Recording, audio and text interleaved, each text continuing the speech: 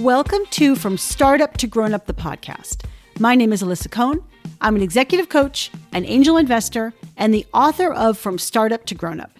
Each week, I talk to founders, creators, advisors, investors, and builders of all kinds about their insights and experiences in going from startup to grown up. Welcome to the podcast, and today I'm thrilled to welcome Robert Glazer to the show. Bob is the founder and chairman of the board of Acceleration Partners, a global partner marketing agency. He's a best-selling author of 4 books and the creator and host of the Elevate podcast, where he interviews CEOs and thought leaders about personal growth. Bob also writes a very popular weekly blog of personal musings called Friday Forward. Bob and I had an incredible conversation. As you can see from my intro, Bob has a lot of hats that he wears, to say the least. We talked about how he ended up doing all these different things and how he fits it all in together. Bob is someone who cares a lot about values and purpose, and he's also super practical about why they're so important to you and to your company.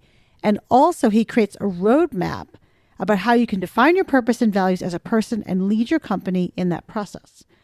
Of course, we also talked about some of the key insights from Bob's latest book, Elevate Your Team. One area we covered is Bob's framework for building your team's capacity along multiple dimensions, including intellectual capacity, emotional capacity, physical capacity, and spiritual capacity. We also discussed how important it is for employees to learn self-regulation, which I personally think is an under-discussed topic these days. Finally, Bob and I discussed how he made the decision to step down as CEO and what that's been like for him, and also how he deals with imposter syndrome. It's a rich episode, and Bob is so fun and energetic. You're going to love it. So please enjoy my wonderful conversation with Bob Glazer, founder of Acceleration Partners and author of Elevate Your Team. Bob, welcome to the show. I'm so excited to have you. Thanks for having me, Alyssa. I'm thrilled because there's so much to say, so much to talk about. Bob, you're a best-selling author, a speaker, a podcaster, a course creator, and the founder and now executive chair of Acceleration Partners. That's a lot. I want to talk about. Yeah, so I don't do anything well, so I do a lot of things. Well, we'll see about that. I sort of think of you having an octopus career. So, why don't you first tell us about? Thank you. I just coined that. Tell us first about Acceleration Partners and tell us about the insight and kind of what the company does. And then I want to hear about your journey with all these things. Yeah, so AP is kind of a big fish in a small pond, as we like to say. We are in the field of digital marketing called affiliate and partner marketing. So instead of buying a banner ad or paying for a click, you would partner with hundreds or thousands of people using technology. They take the risk on their blog or their Instagram or whatever, talking about your product or service.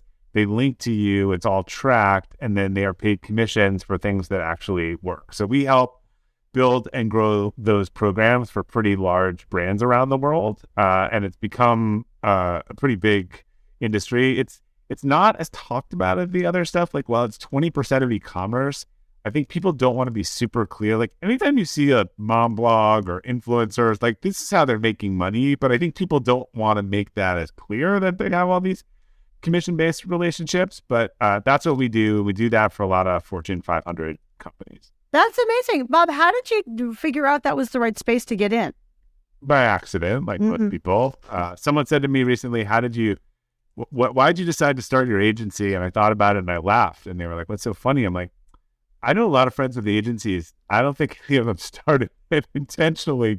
You start doing some work, you get known, you get good, you hire a person, and you wake up and you're running an agency. I actually learned about affiliate marketing from the other side. I helped set up this program with this company called Tiny Prints that was they were the first one to do photo birth announcements. And it was this crazy fast growing business. And I was actually working with a retail chain at the time that was doing mom and baby centers. And they were like, look, you promote these things to your parents and we'll give you 10% of every sale. And we did that. And it went from a $200 check a month to a couple $1,000s a month. And so when I left, I helped them create a bunch more of these relationships. And then I was like, you could create a program like this that's not all this one-off and coupon code. And they said, we don't know how to do that. Do you want to help us do that? And so I actually knew the one side of the business. I was like, I don't know how to run a program, but I started asking around. I figured it out. We helped them build that program.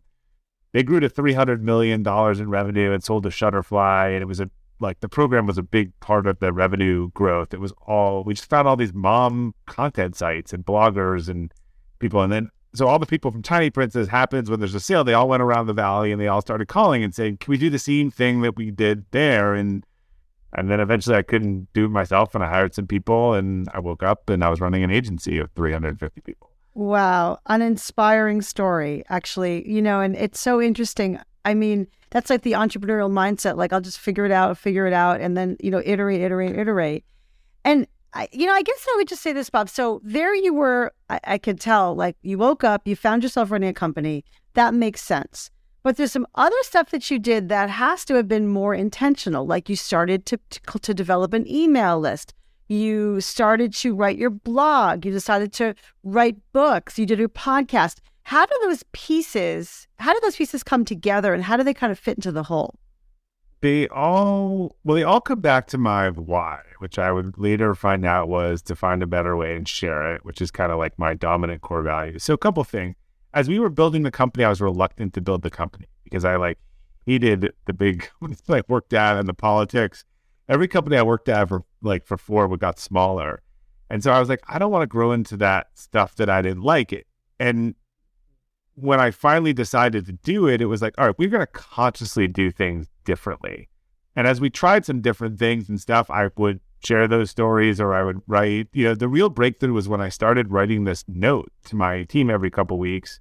And it was just about improvement or getting better or otherwise. And it actually came out of a leadership retreat I did about reading and writing in the morning. And I was like, you know what? I have some of these quotes and I have some of these things. And so I played around with the format and I eventually was like 500 words in a quote. And I sent it around. I didn't think anyone was listening to it or reading it. And then I found out not only were they reading it, they were sharing it outside the company.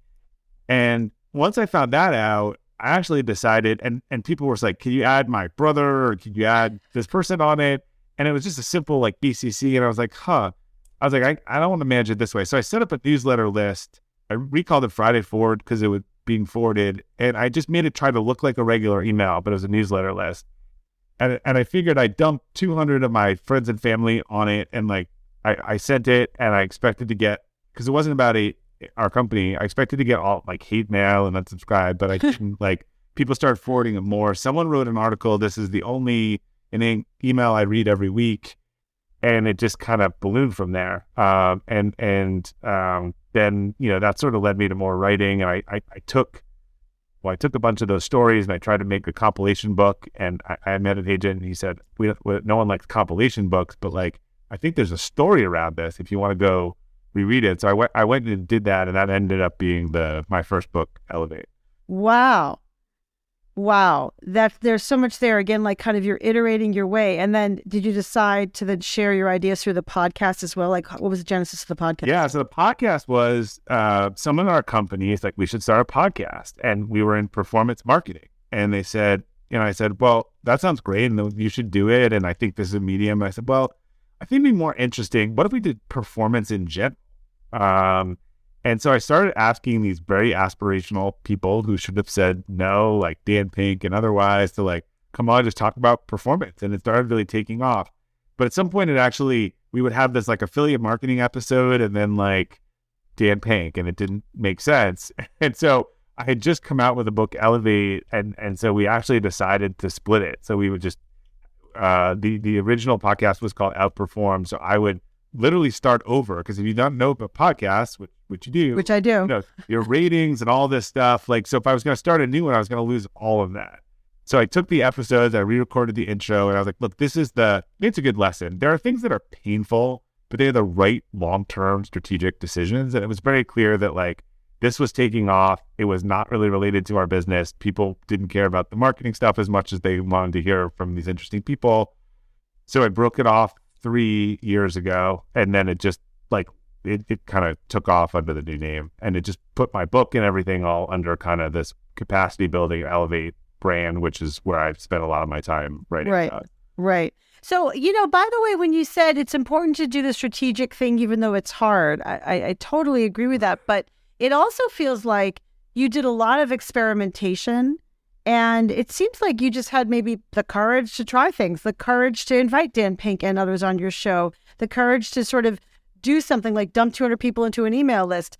Is that do you think that's normal? Like what gave you that audacity? ADD. I don't know. I'm not sure. I actually bring up a good point because I think there's a contradiction, right? The people that I know that are not entrepreneurial will not start something until they know they can map out A to Z. And by the way, you will never actually map out like that, right? All of the steps. I actually wrote a Friday Forward that was sort of summarizing my lesson of getting the million of downloads. And I did say in that, I was like, look, I've started a ton of things that have failed, but I've never been successful in anything I didn't start.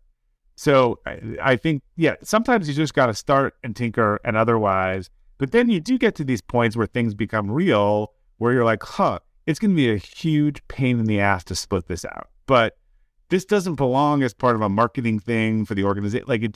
I know it's not the right long-term choice. And so but if you, right, in the beginning, you just need to go and tinker. I think in the middle and towards the end, you need to make bigger strategic bets. Right. Absolutely. Did you have advisors or mentors or anybody who you were bouncing this off of to help you think about this?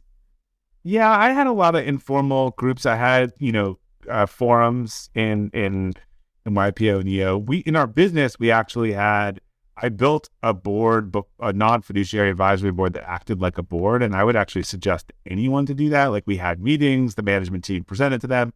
So I had a good amount of people to talk about that stuff with. There was definitely a halo effect too. Like what's really interesting was I would go to the big industry conference, and I did wrote 2 books in our industry about our industry, and that was for a different purpose.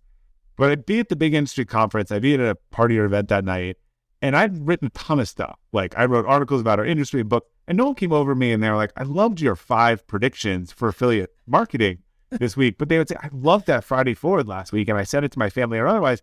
And this is someone that our company was working with, right? So there was definitely a halo effect. But I think people, even this company, struggled to understand, like, the stuff you're writing about is not about our business. It's not tied to what we do, but it's just, I think if you add value to people, that comes back to you. And I'd always say to them, literally, people mention Friday Forward to me all the time. No one's ever mentioned any other marketing piece of content that I've written to me. So that person's listening to what we're talking about or listening to what I'm talking about. They're in our world. Maybe when they have to decide to work with us or someone else, that makes the decision for them. Yeah. And I think to your point, Friday Forward is, it's very personal. It's kind of what's on your mind, and it's about topics that relate to people. Yeah. Yeah. It's people, it's getting better. I think I always joke that, every week I'll get some email from someone around the world where this is the best one you've ever written and this is the worst one you've ever written, right? And it just has to do with where that person is at the time, and did it help them that week, or was it opposite of something that was going on in their life or otherwise? Yeah, totally. One thing you write about, and you hinted at it just a minute ago when you said that your why is to find a better way and share it. I think that's also aligned with, you talk about purpose and your why and values. You have a whole course on values, actually. Like, why?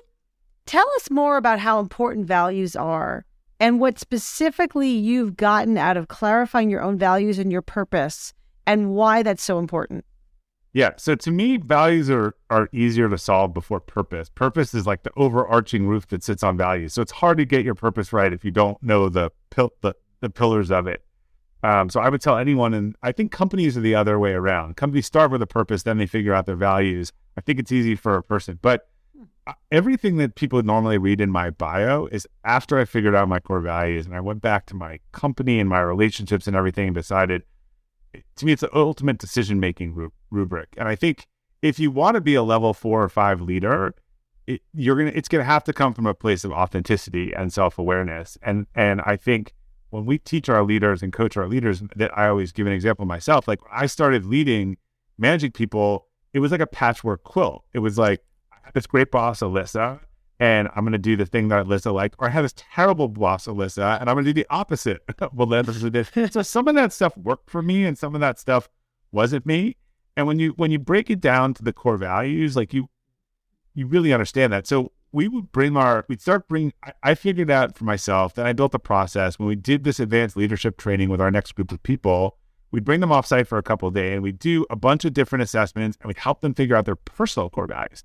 And they're like, why are we spending like personal core values? I'm like, I don't think you're going to develop into an authentic leader if there are things that you don't know it. Like there are certain behaviors we expect of our leaders, but there's not a cookie cutter template.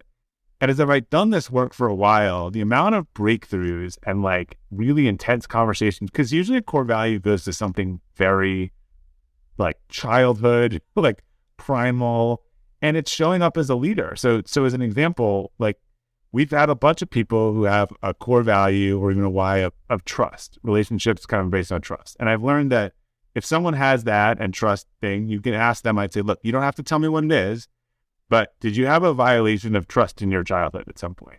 And their eyes well up and reaction and and then when we look at what's been going on with their leadership, they when someone on their team is late for a meeting, when they miss an assignment, when they can't be found or like it is sending them signals that this is a threatening person who can't be trusted.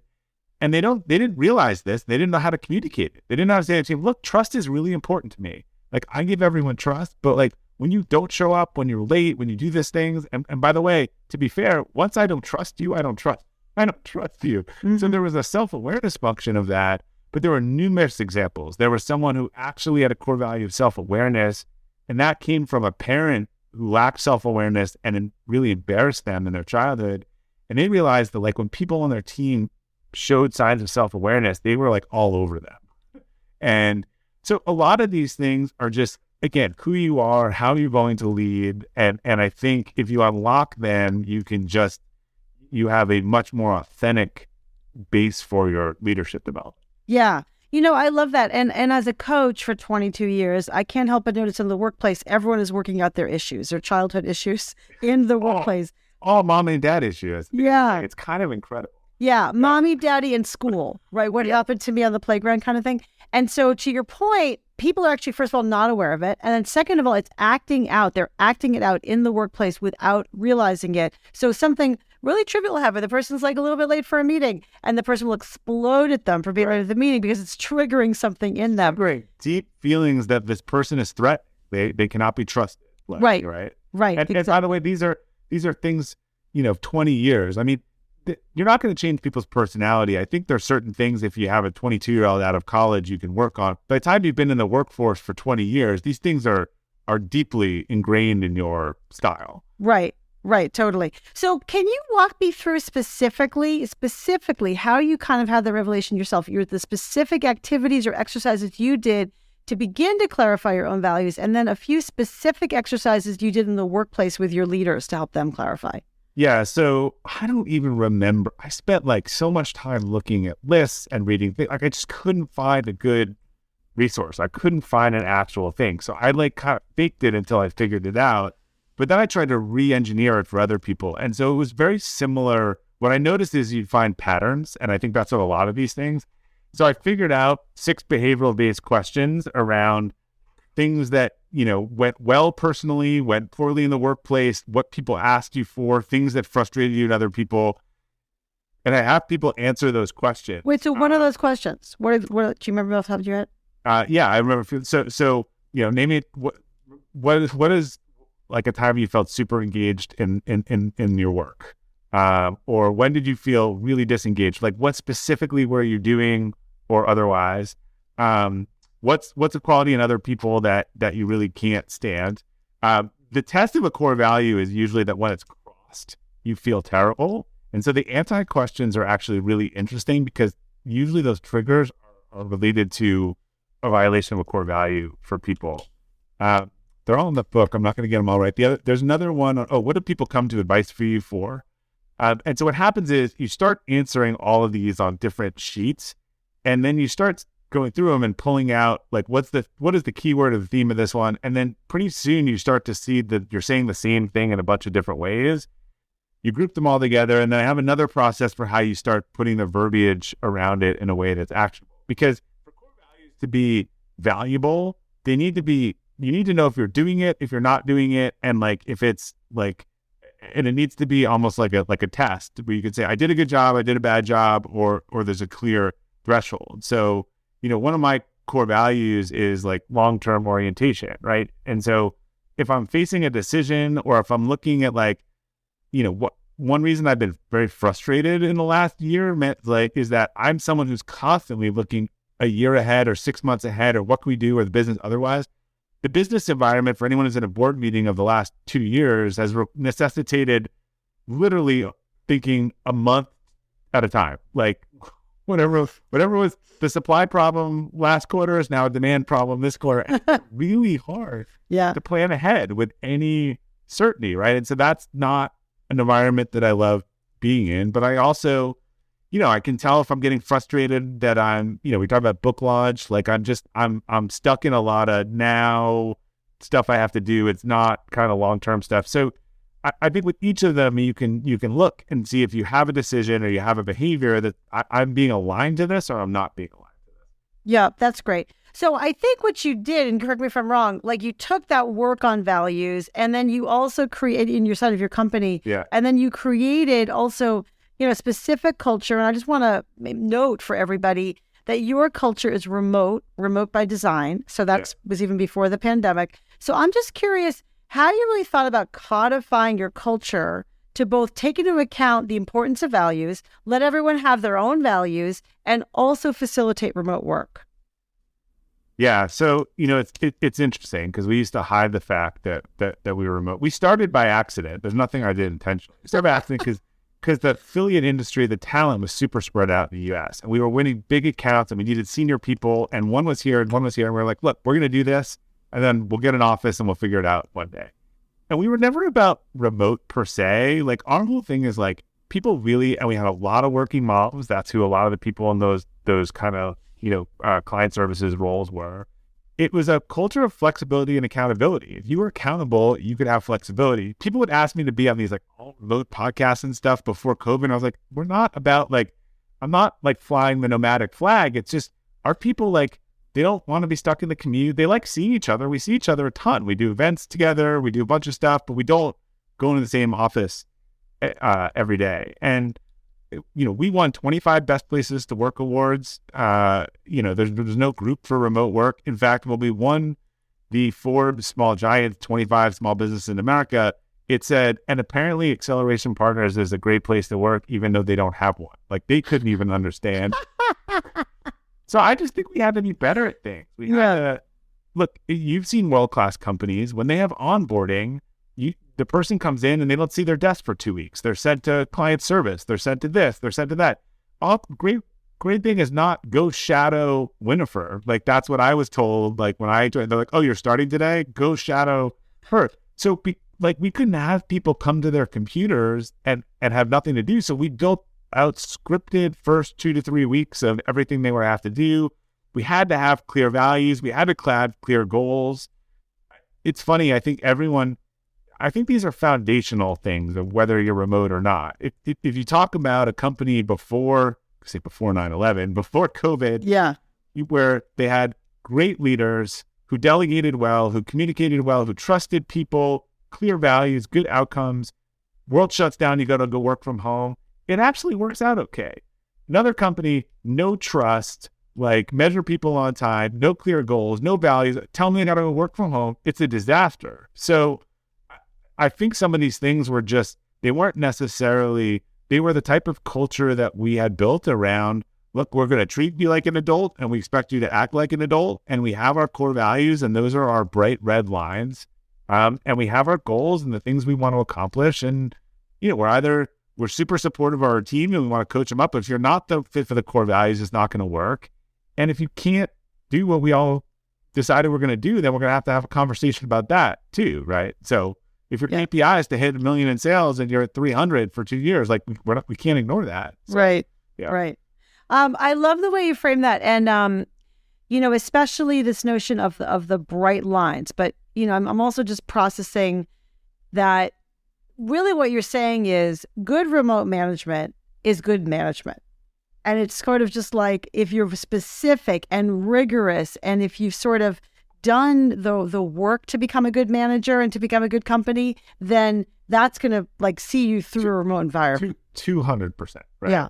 Because again, a micromanaging manager who values butts in seat time and is all managing inputs and not outputs, like they are like, they don't know what to do when people are in front of them. They lost all their power.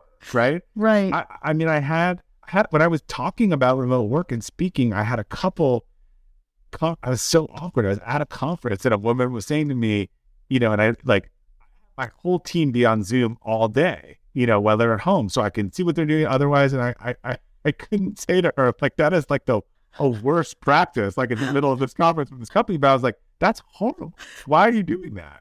Like, like if you read articles about this is not a good, like, so you're making them all leave their Zoom on so you can see them like at their desk at home. Like that's a zero trust type thing. Totally not a best practice. Opposite of best practice. Again, like we have a simple thing. Like my thing is like, I think people focus way too much on exceptions and not rules, because 1 out of 100 person violated your trust doesn't mean you should not trust people. So I'd rather set a culture where like, look, we trust you first and we give trust. That's the default.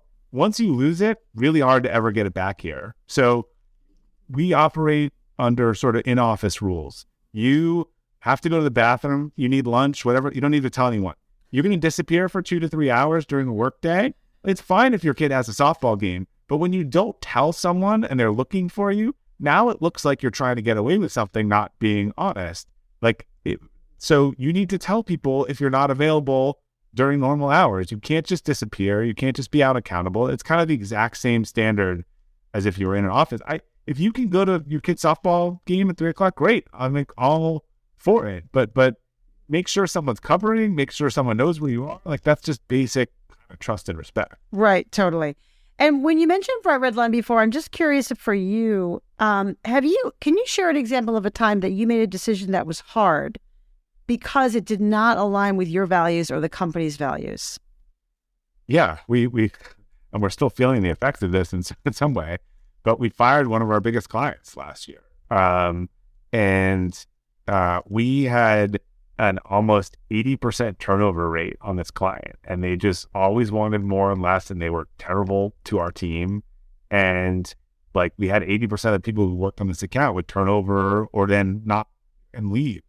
And we tried a bunch of different things, and we were in a meeting, and I remember being like, look, we can tell ourselves whatever one of our core values is embracing relationships. Like we can tell ourselves whatever lies we want. This client is not a core value fit. It is hurting our relationships. It goes across everything. It is a significant amount of revenue. And look, we made that decision in March when the world was still great and digital marketing got harder. And we basically just didn't renew with them and just walked away from that. That is really powerful. And how do you sort of process that now? When we're looking at comps and stuff, look, I have no doubt we would have lost more people. I think when you cut dead wood or stuff, a green shoot always kind of grows into it. That's just my belief on these things. And look, there's some, there's some financial implications of that. I don't know that it wouldn't have been worse if we kept them. In fact, one of the things we looked at, we said, look, the margin's not great, but if we factor in the turnover and the cost of the turnover, it might not actually be making any money. Yeah. It may actually be a net detractor on the organization. Yeah, that makes complete sense. Another change you made pretty recently is you stepped away from being the CEO. You became the executive chair. Tell us about that decision and how you came to it. Yeah, I mean, it was sort of an evolution. Look, we were on a great growth rate, about 30% a year for almost 10 years. And a lot of our coaches and people who worked with like you, the quote people always said was, I remember, was every time you double, you break half your people and half your processes. And we tried to be better than that. And that was a lot about what capacity building was. Like, how can we coach up our team to ride with the wave and not be crushed by it? But you do break that stuff. And I think for a company to get 30% better a year, for leaders to want to be willing to double their ability every couple of years, that's a conscious choice. It's not just about, do you want to get better? It's like, do you want what that next thing is? I don't think people are objective between what is it that I want and what is needed. And, from from 1 million to 10 million, I wanted to be the CEO. From 10 million, and when I started like looking at a $40-50 million a year revenue organization, what the role of the CEO was, what I like to do. A lot of the management team didn't report to me. I had a long-time operator. I didn't want to have a 10-person team and be in a lot of these meetings. That's just, I like to create. I like being in the skunk works. And so, when it came time for that next turn, I was like, I don't think that's the role I want to play. So I sat down with, a person that I had sort of groomed for 10 years and said, I want you to take the mantle. And we did a 2-year transition process. So about, and we got an investor during that time, and we told them exactly what we were doing. And I actually think an investor, they're always worried that the founder is going to peace out. And so having someone who's stepping up into that role was attractive to them and who'd been there and knew the business. But so we told the full management team about 6 months in. And then what was interesting was in the last year, we just started to make all the changes. So some of the executive team reported to him. As we hired new people, they all reported to him. He started to lead some of the meetings. People missed that we just did like kind of, this was, by the time we announced it to the company, people were like, well, what's going to change? And we were like, we already made all the changes. You just sort of weren't watching. I'm like, I don't lead the meetings anymore. The management team doesn't report to me. Like Matt's going to now be the face of the company, and I'm going to let him do that. But we probably could have done it a little faster, but we tried to, like everything, we tried to do it like right. I felt like that was the right amount of time. Yeah. And you were sort of evolving like gradually so that people began to get used to it piece by piece. Pulling out of stuff. And, we brought on an investor in private equity. So, people react to change pretty well if it's not like all at once. Yeah. If it's what is it? Someone say they love progress, but they hate change. I like the accurate quote. That is a great quote. I love it. But take us back still to that decision. I mean, when we were chatting before the podcast, you sort of said you interviewed yourself and you kept wanting the job, and then not wanting the job. Right. Was there a moment of truth that you really got this, or was it that also an evolution? I think, I was doing some of this other stuff and the writing and all this stuff. And it was like night and weekend work too. And I also realized like, I just can't keep up this. People are like, how do you do all this stuff? And I'd be like, I'm working all the time. But I think it just, look, ego totally gets in the way to people. I think mine is a very typical story of a creative kid who did not an A student, did not color in the lines, was always told you could do better. I just wasn't interested in what I was learning. I was very entrepreneurial. That does not play well in the traditional school system. So when I actually figured out what I was good at and got good at it, and then you're CEO and you're friends with the, MHP, PD, all this, like being CEO, like that's the reward for all that, work. Like it's hard for people to give that up. I can see that, but I think I was able to see what I actually wanted, what the organization needed. And again, at each one of those doubling, say like, for a while, I was like, yeah, I want to do this. And then when I started to see like, this is the job this is what the job of a CEO of a 300-person company is. It is to have an 8-person team and manage them and spend their time with them and the meetings and manage the board. And I was like, that's not what I want to do. Yeah, totally makes sense. What surprised you the most when you stepped away finally? In general, about myself? Yeah, either. I think once you start letting, it's funny, this is not dissimilar to when I first started scaling the company away from me. People hold on to things really tight, but once you start giving away, like you start getting used to that pretty quickly. So I think one thing I've learned about myself is that even this is way, maybe the 2 years was even a little long. When I know what the next thing is, it's hard to be straddled between the current and the future. So even in like the months before, like I was already mentally there, right? And so I recognize that was like it's hard, right? Because when you know what's coming next, you're sort of gravitating towards that. So yeah, I think that I actually learned from that, and part of what I have been doing is part of like I phased down a little more this year, and I actually pushed that up last year from I knew it was gonna be January, and by the end of the summer, I transferred some more stuff, and I moved to the chairman of the board. And I was like, I actually think let's push the date up, like because I feel like I'm mentally there, and I don't want to do that. Yeah. I don't want to sort of be dead weight walking around again. Yeah. Wow. So you were done, basically. You were like, I'm done. And permission, like I don't want to be in a meeting where I didn't have a stake in the meeting. Right. It just wasn't my thing anymore. So, right. I could sense that I was already at that next phase, and so my mind was going there, and so I moved my body there. I love it. That's so good. Well, as you said, you were doing other things, and one of the things you were doing was writing this great new book called Elevate Your Team. This is, I think, your third book, not the industry books, but like your third book of general interest, right? Great. So this is kind of, you had first, what was your first book? Remind me. I was actually fourth. My outside of the marketing ones, I actually wrote Friday Forward first, but that was the one everyone rejected. So I wrote Elevate. Then Friday Forward came out. During COVID, I wrote How to Make Virtual Teams Work. Right. And this was sort of always going to be we actually pushed this back a year because of COVID and the virtual teams. And this was so Elevate talked about capacity building from a personal development leadership standpoint. Right. But all the stuff we were doing in AP was the same capacity building, but it was from an organizational standpoint. So how do you take some of these principles and embed them into the organization? I love it. So first tell us, what is capacity? What do you mean by capacity?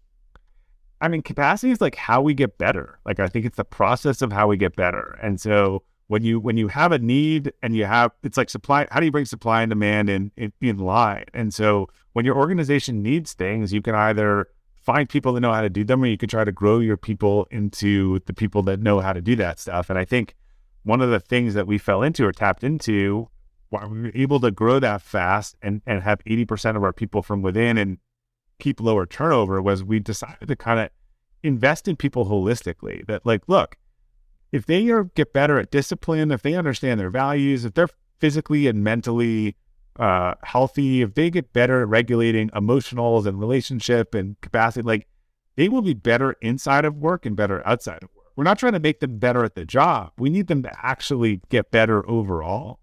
And that's sort of how we invested our training over the years. Yeah. I love it. And then you have so many great frameworks in your book, including the capacity building roadmap. What's the capacity building roadmap specifically? Yeah. So when we think about, are you talking about the is that the chart? Yeah, chart. I loved it. Yeah. So I think that was the real epiphany that was there in the book of where it's hard. It's a visual. It's a visual. We'll link to a visual. But I'll talk to it. But it's basically, you have a slope that is the growth of the organization. And then you have people that are either on that slope, or they're below that slope, or they're above that slope. And if they're totally below that slope, and imagine someone comes in, they have no ability to get better, and you're growing 30% a year, they are just going to be an underperformer right away. Someone right on the line, I think, I always say, is the A player, in that they're the right person, the right place, the right time. You need a director of marketing, they're a director of marketing. You need a VP of marketing. It's rare that someone stays right on the line, particularly if the growth is 30% a year. A unicorn is someone who actually gets better than your needs. But most people are sort of in this zone between the growth of the organization and then, where they are. And again, so it was like, how do you coach them up to the line? How do you try to keep as many people eligible? Because let's just say it's a function like accounting or marketing is easier. Initially, the head of marketing in a business is an associate. And then you're going to need a manager. And then you're going to need a director. Well, probably you'll need all of them. But, as much as that person could rise up, they have a really hard time. They have a very hard time when they were number one, but number one was an associate level. And then they become number two or number three, because you need that skill set above that. So that sort of whole capacity building zone to me is both the opportunity and the challenge for organizations.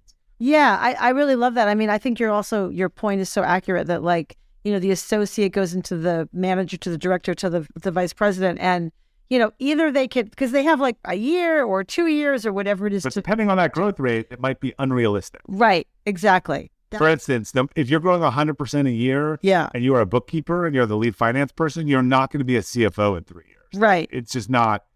And I talk about a friend who actually made that mistake and it cost them $1 million. So that's where that person has to understand that it's great. They've moved from bookkeeper to controller, but experienced CFO is coming in is going to be a mentor, to you. Right, exactly. But I also like that you break it up, the notion of capacity, into these categories: spiritual capacity, emotional capacity, intelligence, and then also like physical capacity. Yeah. Was there an epiphany that you had that kind of made you think that, or it was the years of observing? It was a 9-month epiphany after my book got rejected. My Friday Florida, they said, what is the actual story of these stories? And I went back and looked at what I had done to improve my life and what we were doing in the organization to improve the organization. And I kept looking at the themes and the categories and I kept grouping them. And I was like, this is what we're doing. We're helping people figure out, and spiritual is not religious, like their core values, their strengths, what they're good at. Intellectual capacity is like discipline, learning, play. Like we would talk to people about their morning routine and, financial literacy and like all of these things so that you could just get better and be a better learner in these areas. But, physical capacity, we had people running races and doing stuff, and we were flexibility. Like we did not want people to work, to death. And then emotional, we did a whole thing at one of our events where people gave these speeches called One Last Talk. So vulnerability and psychological safety is a big part of that. So they got up there in front of the company and gave these it's called One Last Talk speech. Like if I was going to leave the world tomorrow, like here's the speech. And it was usually something deep that no one knew about them. And so we always had these sort of activities to encourage people to share more and be real and, understand their colleagues more. And so eventually I realized those were the same frameworks. And when I looked at sort of my personal development framework and when I looked at what our training framework was, like it was these same things and they're super interconnected. So for example, like if you're burnt out and your physical capacity is super diminished, you lose sight of your goals, you lose sight of what matters. Your relationships with other people, you get cranky with them. Like it's not, you lose your patience, like all the other area, you lose your discipline, like all the other areas are impacted. Yeah, I think that's so accurate. I think we also don't talk about that. I mean, even just you're labeling it spiritual or also, the physical capacity. I'm a fitness fanatic. Anyone who knows me knows that I'm obsessed with kettlebells. Exactly. They're all over Instagram. Exactly. I do my kettlebells and I work out with a fitness trainer, and it's taken me years to build that physical capacity because I grew up an overweight kid and I grew up in a family that didn't move. So it's very important. See, all comes back. Totally. It all comes back to child. I totally agree. And I think the reason I'm bringing that up is because I think we underestimate the things that are acting on us at work, right? So if you're feeling healthy, you're going to be a better performer. It's not just about intelligence and it's just not about job skill. It's about the other pieces around it. Your employees are not different people inside the office, outside. I always just say, it's not that they have poor financial literacy at home. They have terrible eating and they're exhausted and disorganized and they show up to work and they're like all over the budget. Like it's just, and by the way, that's when people went to an office. Now they're literally the same person sitting at home. So if they're not different people, wouldn't it make sense to work on the whole person or understand that like if Alyssa is physically totally burnt out because she doesn't have any time to do that is, there's a stat that like if you get, and this, I have the example of, I don't think it's talked about it much, the negative example of Marissa Mayer in the book and what she did at Yahoo. But I think there's a stat that if you get less than 5 hours of sleep at night, it's the equivalent to having like drunk driving. Drunk. Yeah. And like, but a lot of business, like you would send home a drunk employee from the office, but you might have just created the drunk employee who then called back into the office. Like it doesn't make any sense. Right. I know. I really appreciate the way you think about that.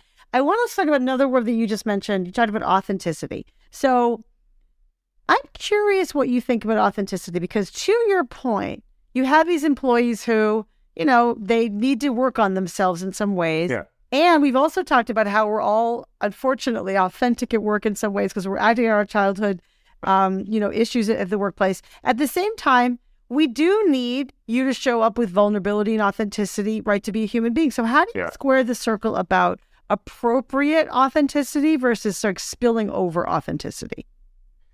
Yeah, I mean, I think they're spilling over emotionally. Like some people just don't have a filter, leaky. It's leaky. Like I've always preferred the word authenticity to integrity, because I think actually, and I know you've seen this, if you operate in a lot of different cultures, you would also find very different definitions of integrity. There isn't turning in your sibling who committed a crime in one country would be like the thing you should do, in another it shouldn't. But to me, authenticity is just alignment between someone who's thinking something, saying something, and doing something. They are not actually intentionally like mixing up those things. So it is, that to me is just being real. And as a leader, being like, look, this is my style. These are my strengths and weaknesses. This is why you'll like working with me. This is why you're not working with me. Not trying to be someone that you're not. The emotional piece of that I think you touched on is different. I think I was just talking to someone about this in a different context, and I don't think a lot of leaders are willing. They don't talk about how they don't trust people who are overly emotional, but they don't. There is the right emotion for the context. For example, let's say we're contemplating doing a layoff, in the world, and someone on our team gets really choked up and is saying, "Look, that was the worst thing on my life, being on the other side of that. I don't want to be with that." Is like appropriate emotion for the topic that we're talking about, right? But if we're having a different conversation and they are bringing an emotion from some argument that they had with their friend a day ago, and so I don't know which one of them I'm going to get, and their response is just to what's actually happening in the moment, that becomes a real problem. Now, look, we all have things that go on. Like if something terrible happens and you're not paying attention at work, you should be able to tell someone that and step out and sort of go away. Or that should be the exception, not the rule. But we all know these people who come in and you're like, which Alyssa are we going to get today? Yeah. We don't know what we're going to get. And if that, people start to avoid people like that. That's so true. And leaders don't trust people like that. So you need to be able to regulate. I'm not telling people to suppress their emotions or not pretend that bad things are happening, but it's just like anything. If you do it every day versus like, we all have a crisis and you're like, look, I'm just not in it today. Like my mom's in the hospital with COVID and like, I'm a mess and like, I need to go home. Like everyone should be like, totally. But there are people who do that all the time and it exhausts people. Right. And also to your point of unpredictability. I love what you just said. It's really about consistency and alignment and also your ability to regulate. Really, that's right. Self-awareness and self-regulation.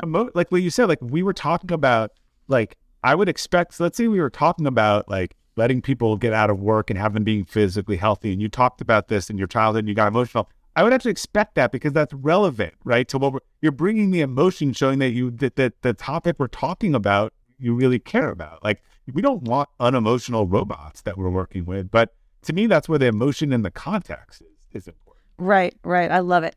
Bob, it's so powerful. How have you personally grown as a leader in the past few years, would you say? Yeah, I mean, I've had to totally evolve my role. So I feel like I used to use this chart, and now it's me, kind of leaders saying that like the thing that's interesting about sports coaches and leaders that I've noticed is that like the sports coach can never cross the line. They can never walk into the game. They can never take the ball. Like they actually have to explain, talk, whatever. And too many leaders just walk in and fix the problem and take the ball and shoot it. And so in this transition, in order for this to work, I, as someone who gets involved in stuff, I have really had to respect that line, stay way back from that line, and say, look, that's not my accountability, not my responsibility. Actually, you need to talk to Matt about that. Like, so that has been a very, where it was always sort of a chain link fence. It's like a concrete thing now that I need to stay. It's an electric fence. I need to stay away. That's your own self-regulation challenge. Yeah. So. I love that. I guess, you come across as very confident. Also, you're all about like testing and learning and you're very entrepreneurial. Have you ever experienced imposter syndrome or severe self-doubt?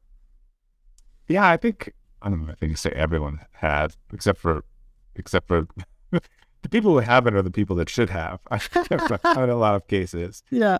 I think, I mean, always. I think at different points where, you turn around and you have a company of 100 people and they're like, these people like know who I am. They know I was a C student, so I think at all different points. And then, you publish a book, and then you're like, geez, why would anyone want to read my book? They want to listen, to what I have to say. So, we've had a lot of people over the years, or people on the team, or some leaders, come and say that they're struggling with imposter syndrome. And I'm always like, that's good. Like, I'd be much more worried, if you were way overconfident. It's usually the best people that come to you and tell you that they're struggling from imposter syndrome, which is kind of interesting. So yeah, I think when first time I do first time you get on the stage, these people pay me to be on stage. But you talk yourself into it after a while. Yeah. What advice do you have for other people to talk themselves into it? I think practice. Like I use a lot of sports analogies, and I know they're controversial, but I think that there's stuff that the sports world does well. And you don't do something in the business world. We do something for the first time on stage that we have not practiced. If you think of theater or sports, you never do that. You practice it like 100 times. And so, I just like, there was a story I wrote last year about going to this speech and, checking in with the desk and doing everything and all the things that I do before I speak, having learned that and I actually go through this routine. I wrote about it. A month later, my AV went out completely for 20 minutes of a keynote speech. And if you're not ready for that, and the guy after me was a world-renowned expert in what he was talking about at the conference. But he got on the conference and made a horrible opening, which was, I'm not a professional speaker like Bob, which is not how you want to start the thing. Mistake. He did not pay attention to the clock in the back of the room. He did not have his computer hooked up in advance, so someone was advancing his slides. He had 120 slides for 30 minutes, and they had to hook and pull the guy off stage. It's not that he just didn't practice. He didn't go through the steps and otherwise. And I have every dongle in the world in my bag to connect to old VGA monitors, kind of assuming everything is going to go wrong. Details and preparation. I love it.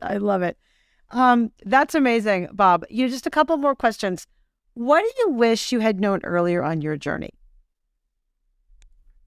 Yeah. I wish I had known my values earlier. I think just it's such a clear decision-making architecture.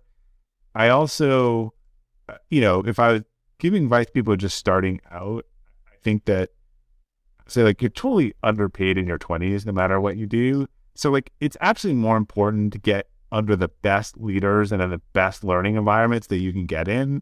And the difference that makes later on is tremendous. I actually think it's really interesting. I'm sure you've seen this. You'll find can't remember Jeff Weiner at LinkedIn. I think he worked for Jamie Dive. How all these people came out of other trees of leaders or great teams and organizations where they work for. And I see people jumping around for an extra $1,000 or $2,000 or whatever, and it's just not going to matter. Versus how much can you learn and how can you get under the best leaders at that point? Yeah, totally. Jim Collins also called that who luck. The idea of even finding the best people who will then take you on. That's the very important thing. I love it. Yeah, you'll always be underpaid in your 20s, so you shouldn't get too paid. And then the day you turn 30, you can start becoming overpaid. Yeah, totally. And Bob, last question.